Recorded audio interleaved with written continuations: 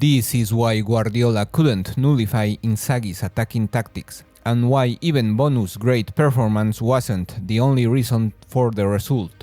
From the start, Inzaghi's side understood how to exploit the spaces left by City's pressing structure.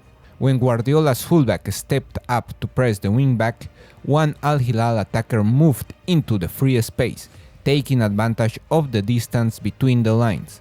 This allowed Al Hilal to connect through a free midfielder, while the far side wingback began his run into the open space. This use of width was a frequent pattern.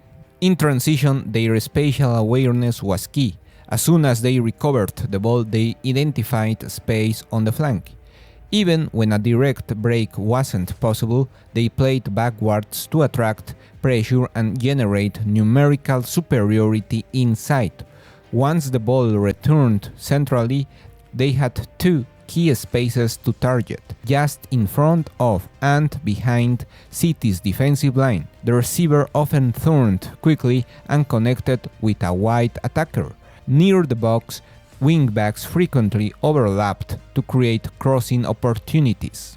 Even when defending deep, Al Hilal remained dangerous. Upon recovery, the wingback closest to the ball supported by running forward, while the far side attacker moved wide to stretch City's defensive line. This gave them space to attack in behind. Al Hilal wasn't only a transition team. They also built up with vertical intent. They moved the ball side to side to isolate a winger and create a 1v1 situation. He could beat his man with a diagonal run inside. The wingback then overlapped at the right moment, receiving the ball in space. Inzaghi's side committed numbers: 2 players at the edge of the box to control the second ball, a solid rest defense to cover counters, and 5 players inside the penalty area. That structure allowed them to follow up quickly after shots and maintain pressure. They also punished City's poor transitional structure. In a key moment from a set piece, City had 3 players to protect the counter-attack. When Rodri headed the ball out, Malcolm ran behind him and marked. The last defender failed to anticipate and close the space, allowing Malcolm to carry the ball freely into the box.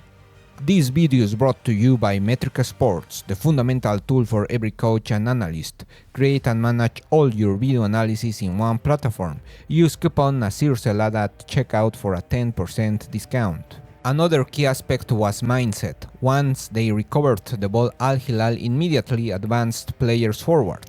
Midfielders followed the ball carrier to be ready for the second ball, and as soon as one received with time, a wingback attacked the space behind City's line.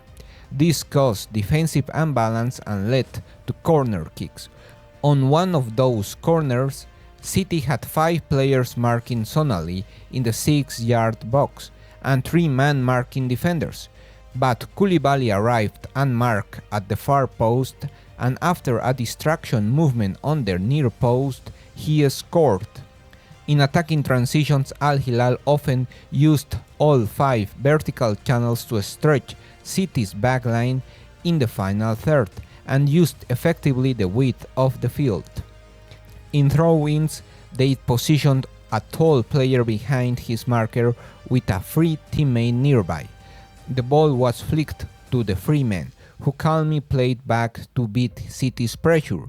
Then the midfielder switched the play to a wing back on the far side.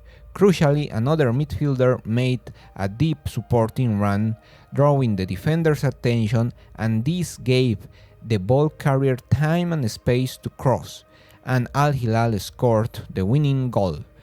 Leave your thoughts on Inzaghi and Guardiola's tactical battle. Drop a like if you enjoyed the video, and thanks for watching.